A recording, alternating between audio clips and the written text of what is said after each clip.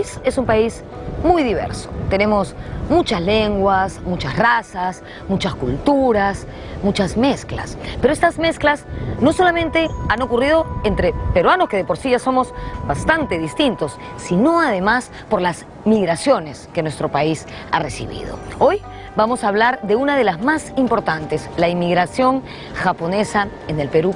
Desde finales del siglo XIX, ciudadanos japoneses comenzaron a llegar a nuestro país con el objetivo de trabajar en las haciendas de la costa. Lo hicieron a través del mar, desembarcaron en distintos puertos. En este, por ejemplo, donde yo estoy en este momento, el hermoso puerto de Cerro Azul en Cañete. Desde entonces, ellos y sus descendientes consolidaron su presencia en el Perú.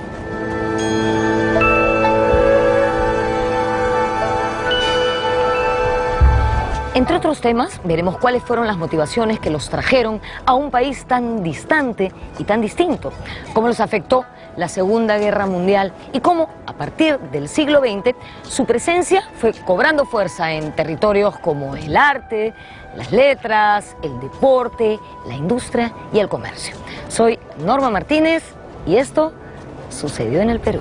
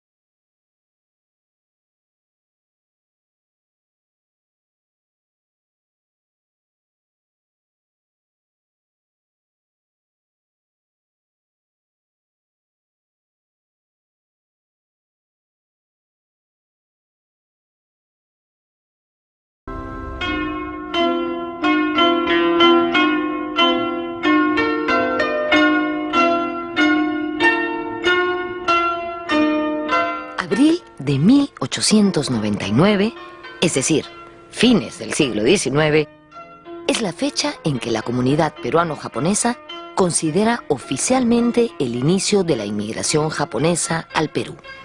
En esa oportunidad, cientos de ciudadanos japoneses llegaron al Perú para trabajar bajo contrato. Pero la primera presencia de un súbdito japonés en nuestro territorio se remonta a los inicios de la colonia. Se trató de Francisco Japón, quien en 1596 permaneció en el virreinato peruano en calidad de esclavo. Lo más probable es que hubiese llegado vía las Filipinas, que por entonces era colonia española. El segundo japonés en el Perú ha quedado en la historia con el nombre cristiano de Miguel de Silva. Él participó en la construcción del puente de piedra, que desde 1610 unió el centro de Lima con el barrio de abajo el puente, el Rímac. Detalle curioso es que en el censo de 1614 se registran 20 japoneses entre hombres y mujeres. En 1872, Perú y Japón protagonizaron un conflicto diplomático. El barco peruano María Luz, que trasladaba trabajadores chinos al Perú, fue intervenido en el puerto japonés de Yokohama. Las autoridades niponas descubrieron que los chinos sufrían maltratos a bordo. El capitán de navío peruano, Aurelio García y García, fue enviado por el gobierno a Japón en 1873. García y García se entrevistó con Mutsuhito, el emperador Meiji. De esta manera, el 21 de agosto de 1873 se firmó en Japón el primer tratado de paz, amistad, comercio y navegación entre la República de Perú y el Imperio japonés. Este fue el primer tratado que firmaba el Japón con un país latinoamericano. Años antes se contemplaba la pena de muerte para los japoneses que viajaban al exterior. En este contexto, el alemán Óscar Geren, fue nombrado cónsul honorario del Perú en Tokio. Poco después, Geren llegó a Lima para ver la posibilidad de invertir en agricultura y minería. En la década de 1880, el comerciante alemán construyó la famosa quinta que lleva su nombre. Años después, en esa quinta, funcionarían las embajadas o delegaciones diplomáticas de Japón, Bélgica, Alemania, Francia y Estados Unidos. Junto a Geren vino al Perú el financista japonés Korekiyo Takahashi. En 1890, Takahashi invirtió $500,000 de yenes en una empresa minera. Se trató de la primera inversión japonesa en el Perú. El negocio no prosperó y Takahashi regresó a su país, donde llegó a ser ministro de Finanzas en varias oportunidades. Durante el mandato del presidente Nicolás de Piérola, se decretó la autorización para la inmigración de ciudadanos japoneses al Perú. Esta medida fue apoyada por poderosos empresarios dedicados a la agricultura de exportación en la costa norte y central del país.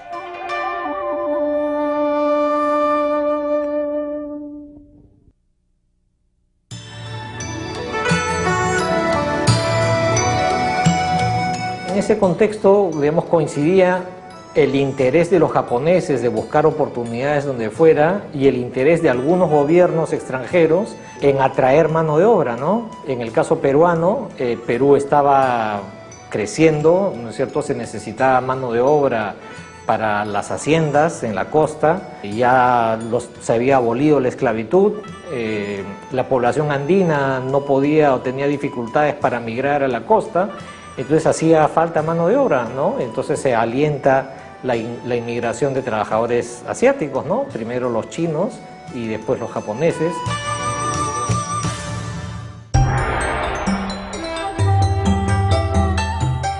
En el Japón, la compañía contratista Morioka publicaba atractivos anuncios donde solo resaltaban las bondades de trabajar en las haciendas del Perú.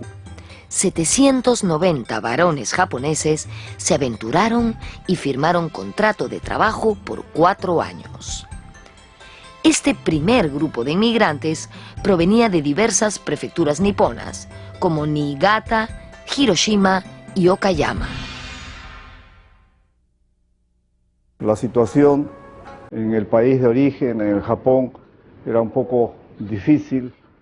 La parte del sector agrícola, de donde son la mayor parte de los inmigrantes, vienen con mucha ilusión, con contratos de trabajo para efectos de dedicarse a la agricultura en toda la costa del Perú.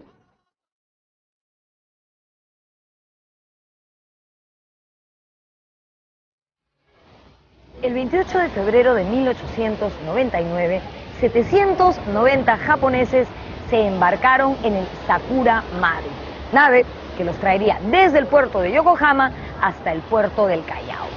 La idea de estos hombres era venir aquí, trabajar algunos años y luego regresar a su país. La travesía duró 34 días. Al fin y al cabo, había que atravesar como 16.000 kilómetros desde el Japón hasta aquí, surcando, por supuesto, las aguas del Océano Pacífico.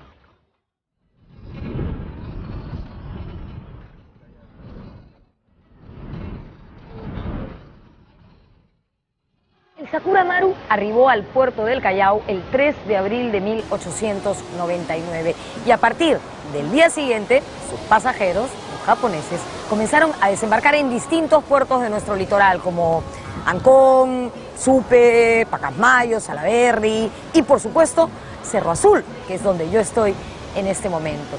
La idea es que ellos llegaran a sus respectivas haciendas donde realizarían labores agrícolas. Así comenzó la inmigración japonesa al Perú.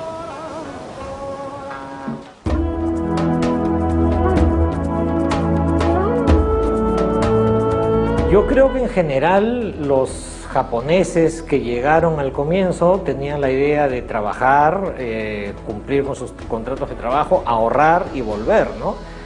Pero, claro, ya que habían hecho un viaje tan largo, se quedaron un poco más.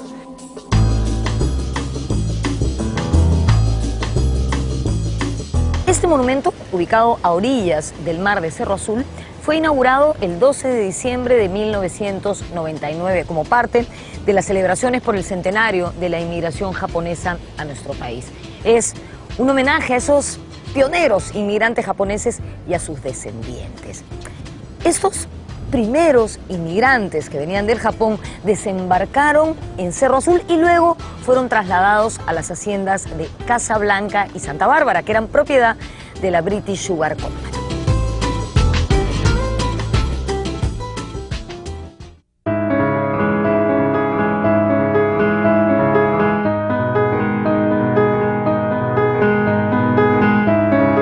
Japón estaba muy mal pues, económicamente, no había ni para comer, dice.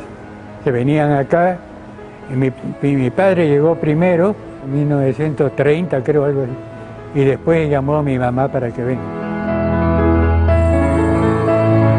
La llegada de los primeros japoneses no produjo los resultados esperados para nadie, ni para los inmigrantes ni para la empresa que los traía. Sin embargo, en los años siguientes, llegaron varios nuevos grupos de inmigrantes. Al parecer, los viajes eran muy duros. Ellos no contaban mucho, parece que fue una época que sufrieron mucho esas cosas y casi ninguno ni que sus padres les contaban nada, no le contaban. Los recién llegados sufrieron maltratos. A menos de un mes de su arribo a nuestro país, se produjo la primera huelga en la Hacienda San Nicolás, al norte de Lima. Los japoneses demandaban el adelanto de 2 meses de sueldo para poder comprar en las tiendas de los chinos y no en las haciendas, donde las cosas eran más caras. Ningún japonés era analfabeto. El primer grupo de japoneses que llegó se atrevió a hacer una huelga por el maltrato, porque sabían sus derechos.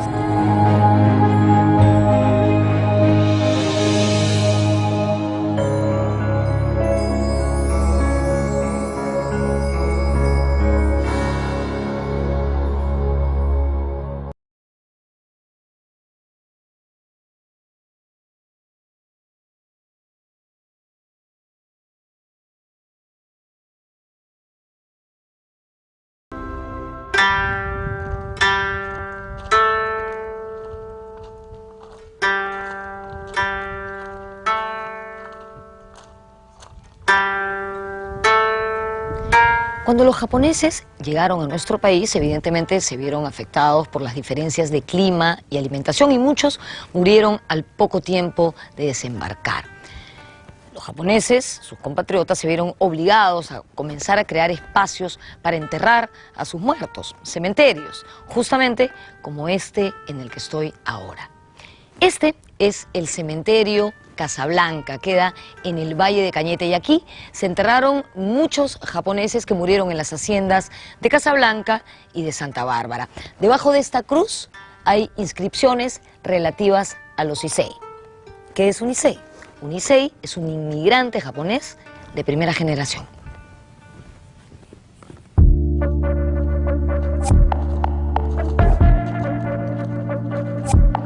Después de año y medio de ser distribuidos en las distintas haciendas de la costa peruana, habían muerto 93 inmigrantes afectados por el clima y enfermedades endémicas. Los japoneses también trajeron sus creencias religiosas, entre ellas el budismo.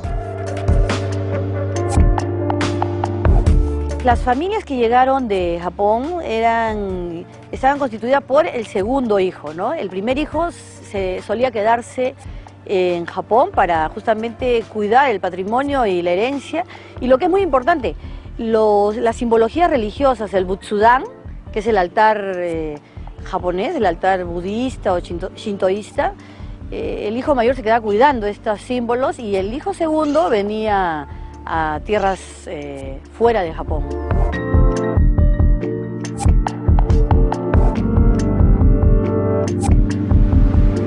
Para los budistas, la religión profesada por la mayoría de japoneses, el respeto a los ancestros es fundamental.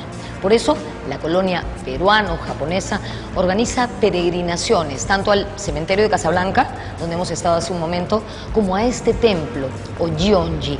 O'Higan y Obon son las festividades principales donde se honra la memoria de los antepasados, tanto con oraciones como con ofrendas.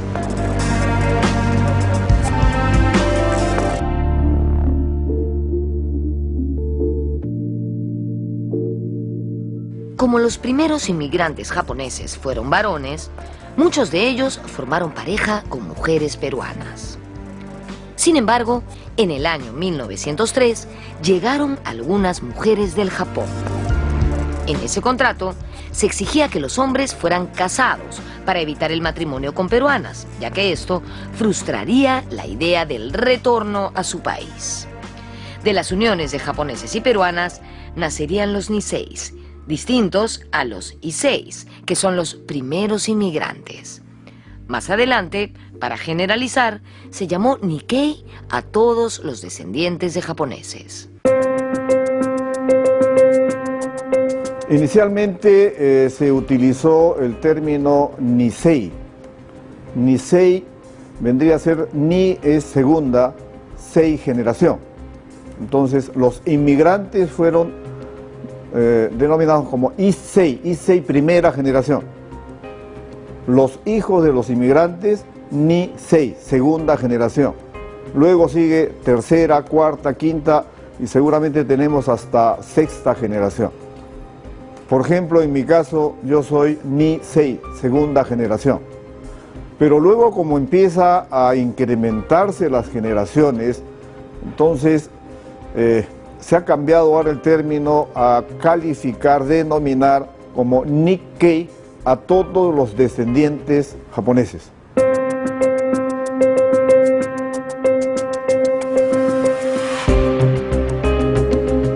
Como todos los inmigrantes japoneses venían a buscar un porvenir por acá, ¿no?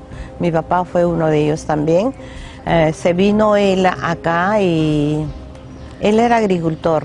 Sufrió mucho como todos los japoneses, fueron esclavos primero, mandado por capataces, por personas que trabajaban en las haciendas, en Cañete, en Guaral, en Huacho.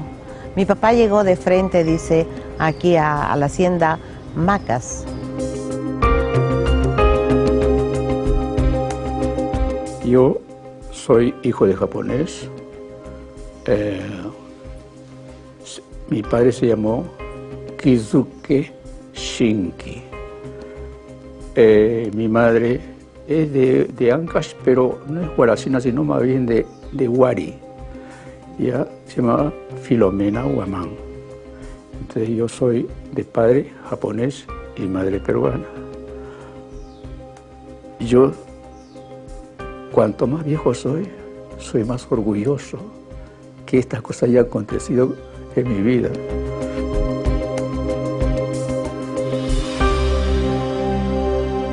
Entre 1899 y 1923, la inmigración japonesa se realizó por medio de contrato. Entre esos años llegaron al Perú más de 18.000 japoneses. Eran casi 16.000 hombres, poco más de 2.000 mujeres y 226 niños. El presidente Augusto B. Leguía apoyó esa inmigración. El mandatario tenía estrecha relación con los hacendados de la costa norte, favorecidos con la llegada de trabajadores japoneses.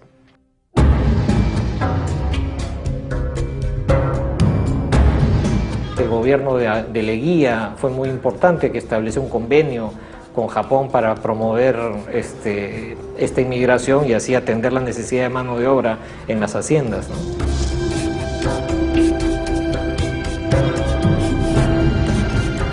En 1917 se fundó la Sociedad Central Japonesa, Chugo Nihon Jinkai, institución antecesora de la Asociación Peruano-Japonesa. En 1920 se fundó la Escuela Japonesa de Lima, también conocida como Lima Nikko, la escuela más importante de la colonia. Desde un principio, los japoneses se preocuparon por la educación de los niños, con la idea de inculcarles sus principios, costumbres e idioma. La primera escuela funcionó en la hacienda Santa Bárbara, en Cañete. Al artista Venancio Shinki, su padre lo inscribió en la escuela japonesa de la Hacienda San Nicolás, en Supe, al norte de Lima.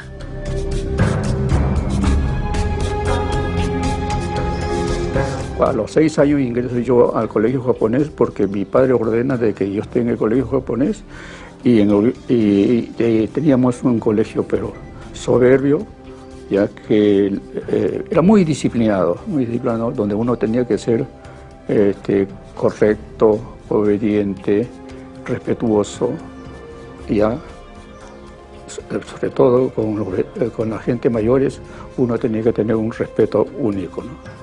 Creo que fue el segundo día de clases cuando viene la repartición de materiales que venían desde el Japón.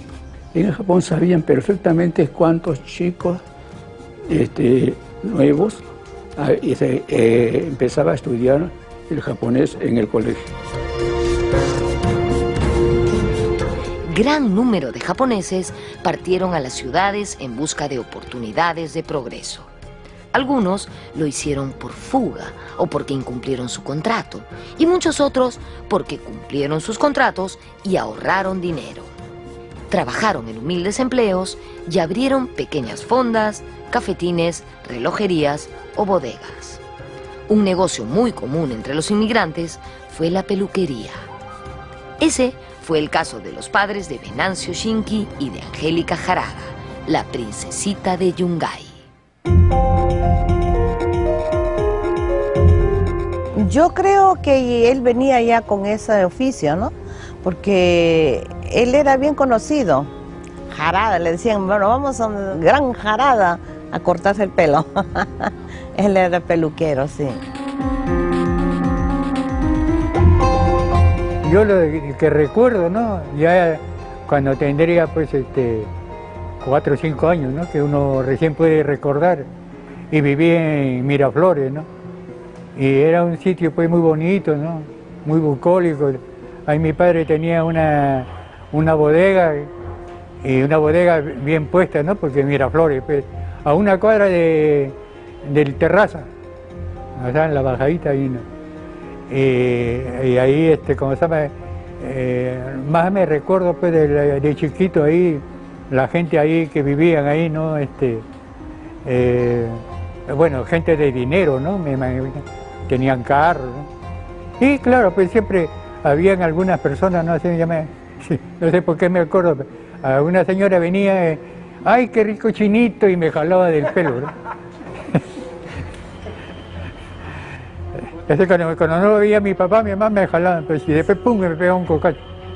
Y yo no decía nada, pero era calladito. Era.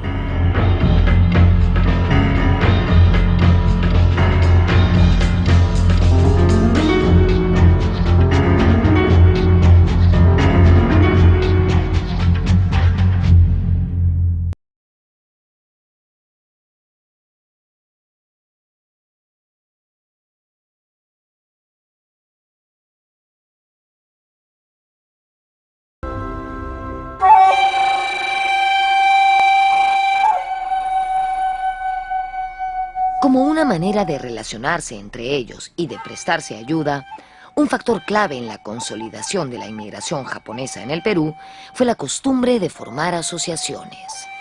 Por ejemplo, en 1907 se formó la Asociación de Peluqueros de Lima y 2 años más tarde la del Callao. Luego, la Asociación de Comerciantes de Artículos para el Hogar, la Cámara de Comerciantes Japoneses de Lima, la Asociación de Dueños de Restaurantes. Del mismo modo, una forma de juntar un capital para empezar un negocio fue el llamado tanomoshi o pandero. Esta práctica, extendida y utilizada hasta el día de hoy, consiste en juntar aportes de dinero fijo por parte de un grupo de participantes, que son entregados por turno a cada uno de los integrantes. Consideramos de que como algo natural, extranjeros que llegan a un país en donde la cultura, el idioma, la comida es totalmente diferente, en principio tienden a juntarse. E inclusive, no sé si ustedes habrán escuchado el término Tanomoshi, que es la junta, ¿no? Ellos, a través de este mecanismo, lograron ayudarse para efectos de poder colaborar con el amigo, el compañero del grupo que no esté en buenas condiciones y poder facilitarles para que puedan crear negocios.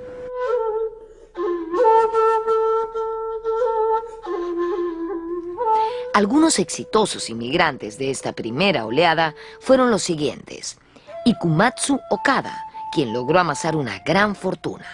Él llegó como un simple peón, pero logró acumular poder y dinero, llegando a arrendar 5 haciendas en Huaral. Otro exitoso inmigrante japonés, pero que tuvo un final trágico, fue el empresario textil y minero Seguma Kitsutani. Él tuvo la iniciativa de obsequiar al Perú el monumento a Manco Cápac durante las celebraciones por el centenario de la independencia. Este monumento fue entregado en 1926 y hasta el día de hoy se conserva en la plaza principal del distrito de La Victoria. En 1928, agobiado por graves problemas financieros, Kitsutani se quitó la vida en su lujosa vivienda de la Quinta Jeren. El suicidio se realizó a través del rito del seppuku, conocido también como harakiri. La década de 1930 se va a convertir en un periodo de triste recordación para los inmigrantes japoneses en el Perú. Se acercaba la Segunda Guerra Mundial.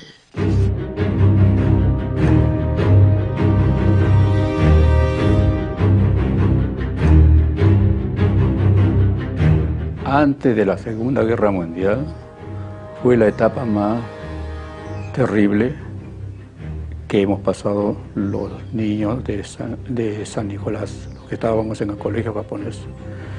Éramos hijos de japonés, entonces basta con verle la cara a uno, ya, que tenía los ojos rasgados, para que comenzasen a insultarnos y todo. Entonces teníamos que caminar en grupo los chicos.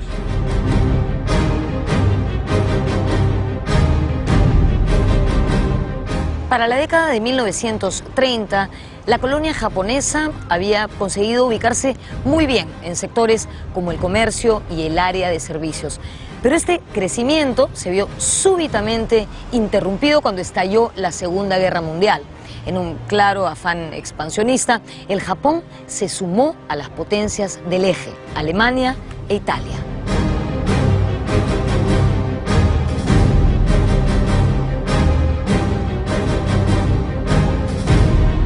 El presidente Manuel Prado se mostró siempre dispuesto a apoyar a los Estados Unidos. Además, esperaba contar con el apoyo de Washington en el conflicto militar que el Perú sostenía con Ecuador desde mediados de 1941. El gobierno peruano apoyó a los países aliados, principalmente a Estados Unidos. Y en 1942, el Estado rompió relaciones diplomáticas con los países del eje.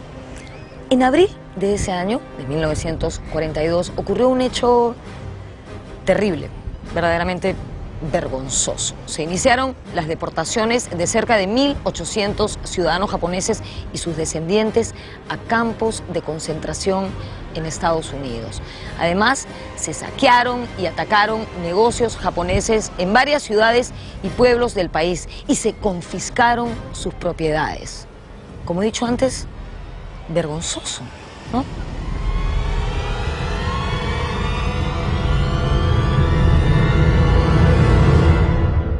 ¿Recuerdan a Ikumatsu Okada? Él perdió toda su fortuna y fue enviado a un campo de concentración en los Estados Unidos. Lo mismo ocurrió con inmigrantes que tenían medianos y pequeños negocios. La prensa peruana alentaba estas arbitrariedades, culpando a los japoneses de arruinar la industria y el comercio nacionales y calificando a los Nikkei como elementos de una raza inferior, así como lo oyen. Entre los lugares expropiados estuvo la Escuela Japonesa de Lima. en cuyo terreno se establecería más adelante el Colegio Nacional de Mujeres Teresa González de Fanning. Y resulta que Perú estaba aliado con Estados Unidos en una guerra lejana que nadie entendía por qué se tomaban represalias a estos inmigrantes y a estas inmigrantes que solamente vivían en paz y querían ser también parte de ese país, ¿no? Entonces ya volver se hizo mucho más complicado y luego de la Segunda Guerra Mundial lo difícil de la situación japonesa también hizo más difícil volver. Entonces eso tuvo como consecuencia que la gran mayoría se quedara, ¿no? Tanto aquí como en países como Brasil, ¿no? Con la derrota del Japón en la Segunda Guerra Mundial, todos los sueños de volver al Japón se terminaron.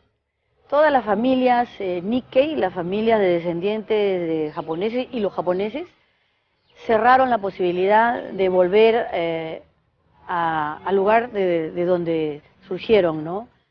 Fue triste para ellos.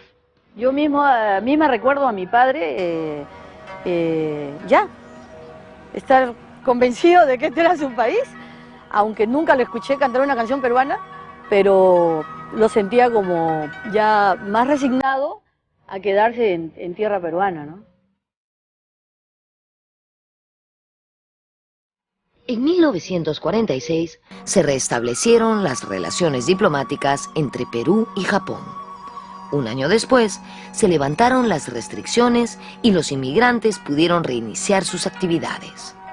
Un ejemplo es el de Carlos Chiyoteru Hiraoka, que inauguró su primera tienda, la Casa Hiraoka, en la ciudad de Huanta, Ayacucho. Allí sería elegido alcalde en la década de 1960. Hoy en día, Importaciones Hiraoka, Corporación Miyasato, San Fernando y Corporación Furukawa son claros ejemplos del valioso aporte empresarial Nikkei al desarrollo del país. Creo que Japón sufrió tan más o igual que en la guerra con la posguerra y se sume en una gran pobreza. Es justamente cuando las familias de inmigrantes japoneses en el Perú contribuyen y colaboran enviando dinero. A fines de la década de 1940 surgieron nuevos medios de prensa de la colonia japonesa. El primero de ellos fue el diario Perú Shimpo, que apareció en 1948 en edición bilingüe. En 1953 y 1954 se publicaron las revistas Sakura y Nikko.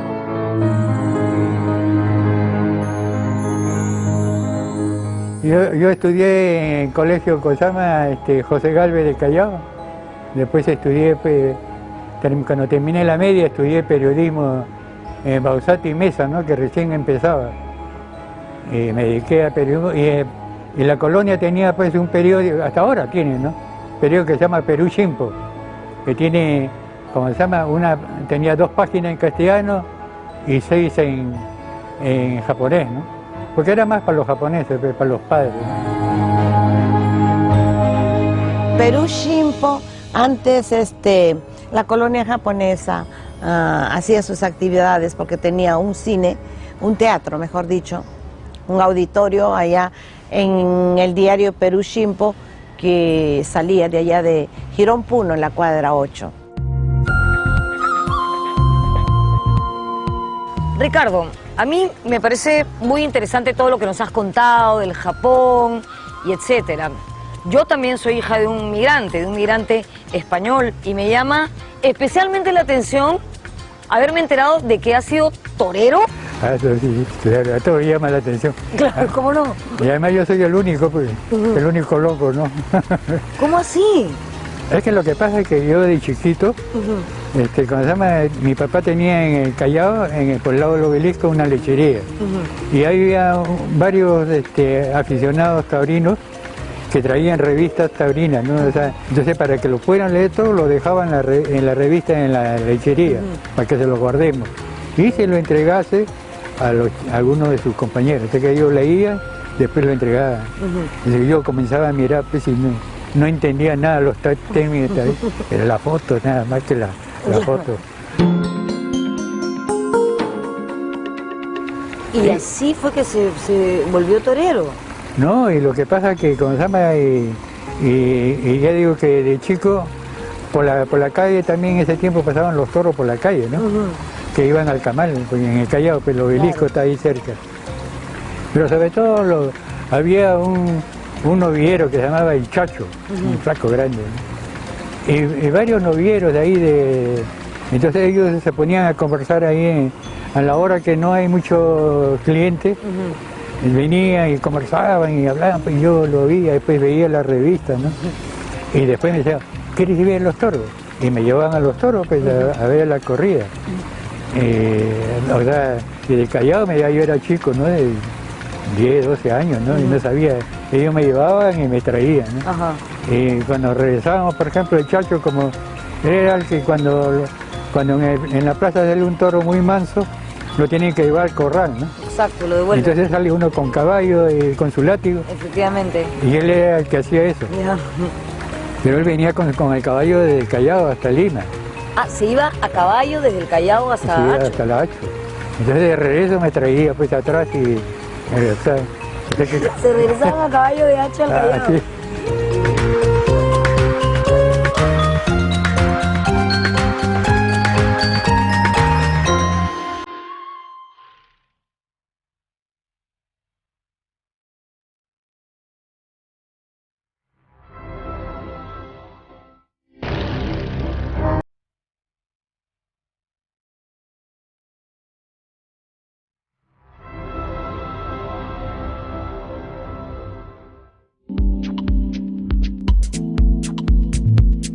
Resulta difícil entender la comida peruana, la comida criolla, sin el aporte dado por la cocina japonesa.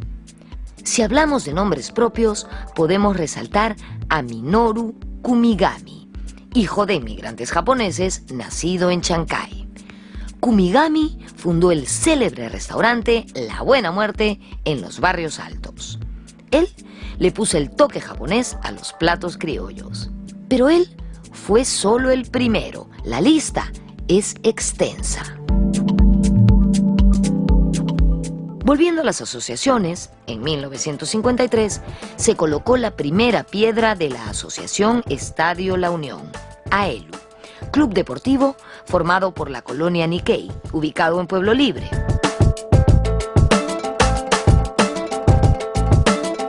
En 1965, el gobierno peruano cedió a la colonia japonesa un terreno en compensación por las escuelas expropiadas durante la guerra. Allí se levantaría la sede de la Asociación Peruano-Japonesa.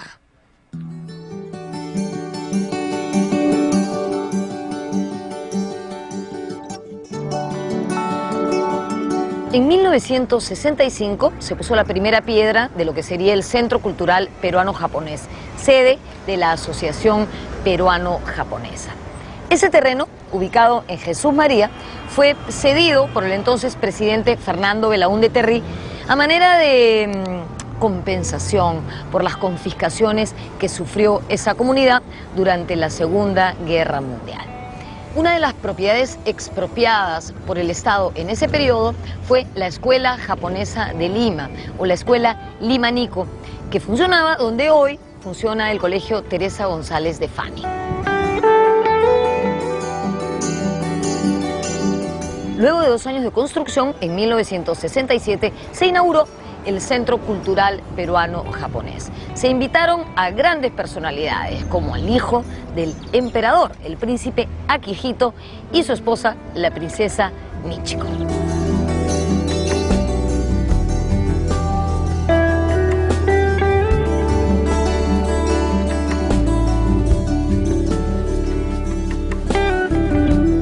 En nuestras instalaciones, por ejemplo, se realizan más de 300 actividades culturales cuya entrada es gratuita y la participación de la población peruana es bastante mayoritaria.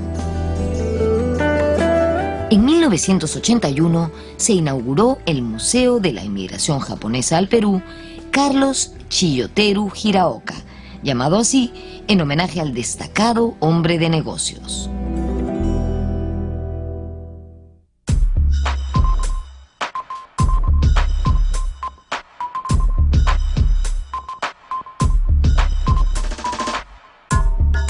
El aporte de la cultura japonesa a nuestro país ha sido impresionante en varios campos, en el deporte, en la salud, en la gastronomía. A mí, por ejemplo, me encanta la comida japonesa. Pero ahora quiero hablar del aporte de los japoneses y sus descendientes al arte. Se me ocurre la figura de Tilsa Tsuchiya, la pintora más importante del Perú. Ella nació en 1928, hija de padre japonés y de madre con ancestros chinos y peruanos. O sea, toda una mezcla, como la que muchos de nosotros tenemos.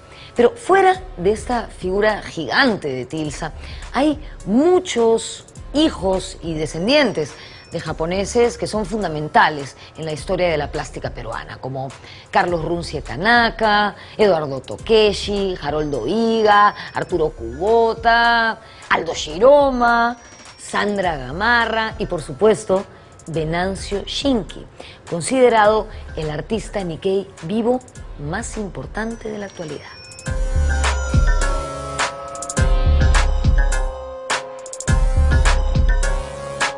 La comunidad Nikkei, o de descendientes japoneses en el Perú, es la comunidad que tiene la mayor cantidad de artistas plásticos en el Perú que se reconocen como descendientes de japoneses.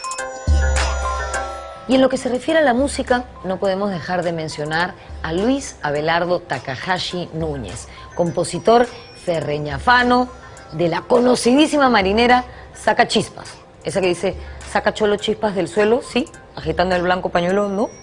Estoy seguro que muchos de ustedes saben de qué estoy hablando.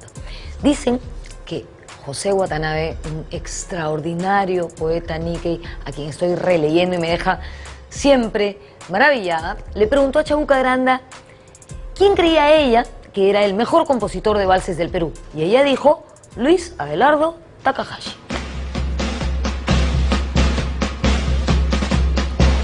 Si hablamos del folclore peruano, podemos destacar a dos artistas Nikkei.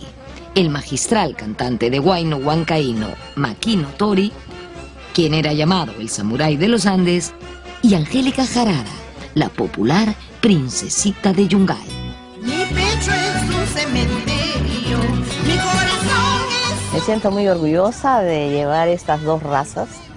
Y pues, imagínense que la cultura japonesa como la cultura peruana para mí es lo máximo.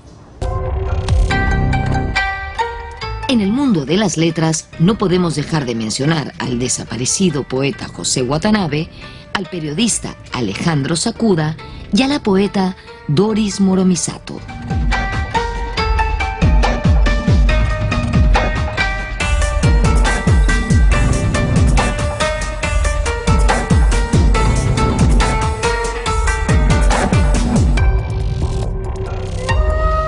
Como ya les he contado, en 1967 se inauguró el Centro Cultural Peruano-Japonés y recibimos la visita del príncipe Akihito y su esposa, la princesa Michiko.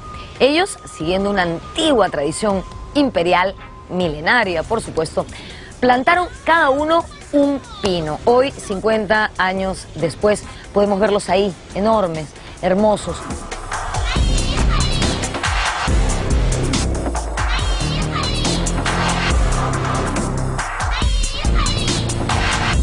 Esto era un símbolo de amistad entre los dos países, pero no son los únicos. En 1999 nos visitó la princesa Sayako. Ella también sembró un pino. Y en el año 2014 recibimos la visita de sus altezas imperiales, los príncipes Akishino. Cada uno de ellos sembró uno de estos.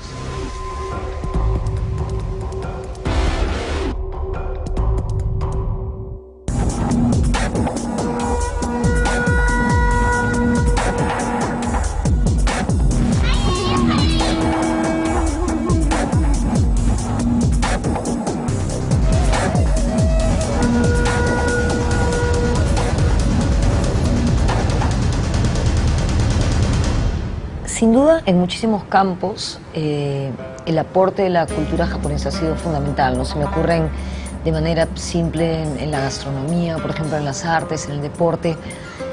Pero nosotros, al menos yo, cuando pienso en el Japón, cuando pienso en la cultura japonesa, pienso en una cultura de sólidos valores, de disciplina, de respeto. ¿Usted cree que ese también ha sido un aporte fundamental de la colonia japonesa a los peruanos? Personalmente creo que estos valores que ahora se menciona y se trata de difundir a través de paneles, de escrituras, en nuestra época, nuestros padres, primero que había cierta dificultad en el idioma, pero no había necesidad de leer estos valores, sino que a través de la vivencia, a través de la crianza de nuestros padres, nosotros creo que veíamos esos valores en las actitudes, en el comportamiento, en el quehacer diario de nuestros padres, y eso lo hemos asimilado sin necesidad de estar leyendo, tratando de entender algún texto, sino me parece que ha sido la actitud, el comportamiento, el diario quehacer de nuestros padres.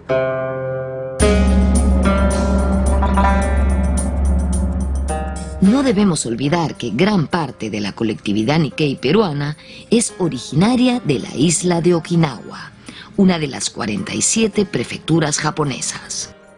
Okinawa se distingue por tener una historia particular, distinta al resto del Japón.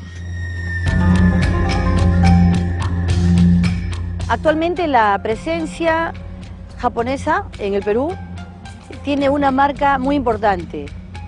Casi el 70% de los descendientes de japoneses provienen o son oriundos de una zona llamada Okinawa en Japón. De allí proviene la mayoría de descendientes de japoneses en el Perú, ¿no? Y cuando yo digo Okinawa, hablo de una religión, de una manera de ser. El aporte de los inmigrantes japoneses ha sido fundamental para el desarrollo del Perú como nación. Si bien existen episodios lamentables que recordar, la riqueza de la mezcla de ambas culturas sigue dándonos muestras de su inmenso potencial. Para finalizar, queremos mencionar también a nuestro campeón de karate, Akio Tamashiro, y al ingeniero Julio Kuroiwa, nombrado en el año 2014 el científico del año por una prestigiosa universidad inglesa. Todos estos nombres surgidos de la fusión son clara muestra de que, hoy en día, es inconcebible hablar de la cultura peruana sin tener en cuenta el tremendo aporte que nos brindaron los japoneses y sus descendientes.